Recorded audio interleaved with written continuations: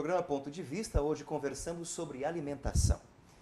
Débora, me parece que semana passada ou retrasada saiu o resultado de uma pesquisa que o IBGE fez com relação à alimentação do povo brasileiro. Como é que você pode pintar um retrato para a gente de como o brasileiro se alimenta? Olha, André, nos últimos 30 anos, o Brasil passou de país subnutrido para metade da população acima do peso recomendado. Em 30 anos isso? Nos últimos 30 anos. Isso é muito rápido, né? Isso era uma realidade do país rico. Agora o Brasil já está ali. E o que preocupa as autoridades e nós, profissionais da área de saúde, é que esse ganho de peso vem mais na população cada vez mais jovem. E não é só a obesidade, o problema atual também está na questão do desperdício. O cidadão brasileiro consome 35 quilos de alimento no ano e desperdiça 37. Então, o desperdício, a obesidade, a fome não foi erradicada, mas com certeza a obesidade vem apontando como uma preocupação muito grande hoje em dia. Elcia, a Débora citou a questão que aumentou o número de obesidade entre a faixa etária juvenil.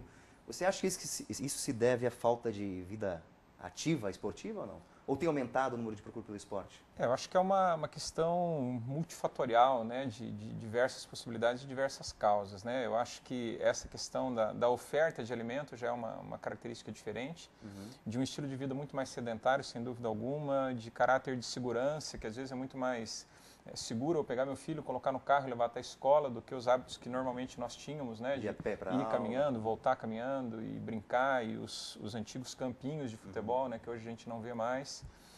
Então essa prática sistematizada de educação física ou de esportes, ela de certa forma previne isso sem dúvida alguma, né, mas ela não é a única característica disso, né. É uma coisa que a gente sempre comenta, que eu sempre comento com meus alunos, é a ideia até da questão da psicologia, né, de nós somos responsáveis na escola por mudança de hábitos e comportamentos.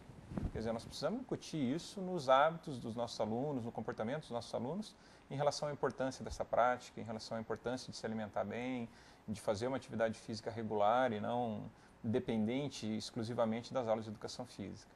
Então, acho que são diversos fatores aí que interferem nesse aspecto. Andresa, você que é psicóloga, que está atuando na área da educação, que trabalha com questão de cirurgia bariátrica, como é que você vê essa questão da juventude e sua alimentação? Qual é a análise que você faz da juventude brasileira no ato de alimentar-se? Primeiro, acho que assim, a questão da oferta, né, de propaganda, né, e o adolescente, né, ele acaba sendo muito assim sedentário, e também do modismo, né. Então, assim, até nessa pesquisa que saiu do IBGE, né, junto com o Ministério da Saúde, falou assim que os adolescentes, eles estão consumindo mais, né, refrigerantes, consumindo mais salgadinho, pizza, e atualmente a renda per capita for maior, né, esse aumento maior ainda, tá? Mas eu digo assim, e que eu achei interessante também na pesquisa, que o governo, ele está com 2 planos até setembro para o tratamento, né, em relação à obesidade com os adolescentes, né, que era um projeto específico para adolescentes, tá? Para tratamento e prevenção, tá? Para diminuir a obesidade e como também para os adultos, né? Porque eles colocam ali que os adolescentes estão consumindo mais, né? Alimentos industrializados, né? Fast foods e tal, mas e adultos e idosos estão tendo um pouquinho de uma qualidade de alimentos, tá? Mas o que o governo ele quer, né? Na verdade, as relações públicas, né? Na verdade, não, as políticas públicas, implementando, né, planos para que trabalhem, né, com esses adolescentes e a população, tanto a questão da prevenção em relação à obesidade, quanto ao tratamento. Então, haverá uma campanha em torno disso também. Em relação a essa pesquisa, o que eu achei mais interessante é que o governo vai se movimentar até o final do ano para que nas questões, né, de políticas públicas, 2 planos, né, de tratamento em relação à obesidade e a prevenção, principalmente com os jovens e adolescentes, que estão iniciando aí na questão da obesidade já muito cedo, né? Então, tendo um tratamento e a questão da prevenção, de uma prevenção, assim, não adianta só depois que instalou a doença, né, você tentar remediar, mas tentar prevenir para que isso não venha a ocorrer também. Em termos culturais, Débora, o brasileiro ainda pode definir o arroz e feijão como seu prato principal ou houve uma mudança já? Houve uma mudança. O consumo de arroz, por exemplo, caiu mais de 50% nos últimos 30 anos. 50%? 50%. E de feijão também. Então não pode se dizer mais que o prato de arroz com feijão é símbolo da alimentação brasileira. Nutricionalmente, o arroz e feijão, ele supre a necessidade? Sim, ele juntamente, as proteínas dos dois tornam-se uma proteína de alto valor biológico. Então, ela, comparada a uma proteína de alto valor biológico. Sim. Então, ela é muito interessante. Além de ter baixa quantidade de gordura, não ser muito calórico, comparado a alimentos fast food, que são ricos em açúcares simples, gorduras saturadas, que vão trazer as doenças crônicas não transmissíveis, que é o diabetes, a hipertensão e o colesterol e triglicéridos elevados.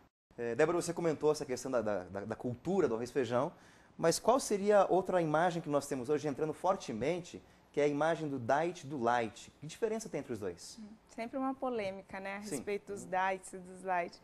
O diet, ele vem com 0% de restrição de algum componente específico, que nem sempre é o açúcar ou é a gordura.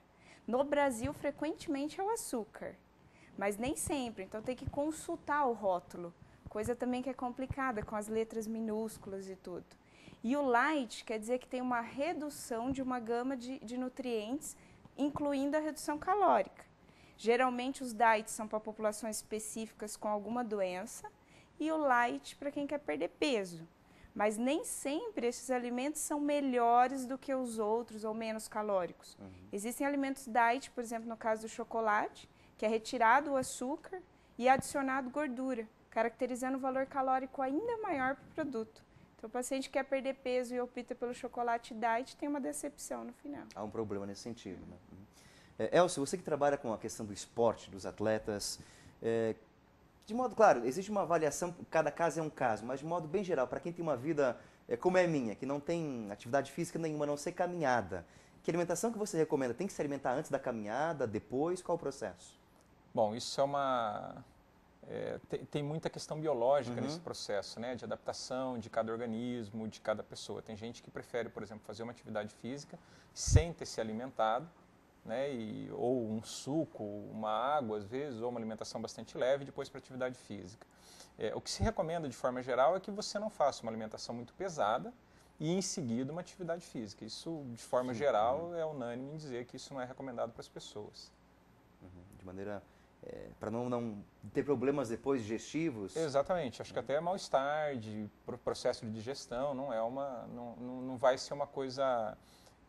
prazerosa em termos de atividade física, né? Sim. Então, o ideal é que se você for fazer uma atividade física, uma alimentação leve, de fácil digestão, de boa aceitação, né? em tempo de digestão para isso, mas nada muito pesado. Por exemplo, não dá para, por exemplo, pensar numa refeição principal, como um almoço, por exemplo, fazer uma e atividade. em seguida uma atividade física. Isso não vai ser benéfico. Ok. Nós vamos para o nosso segundo intervalo. A gente volta já conversando um pouquinho sobre a questão da alimentação no Brasil e, de modo geral, a alimentação entre a população brasileira. Não sai daí, voltamos já.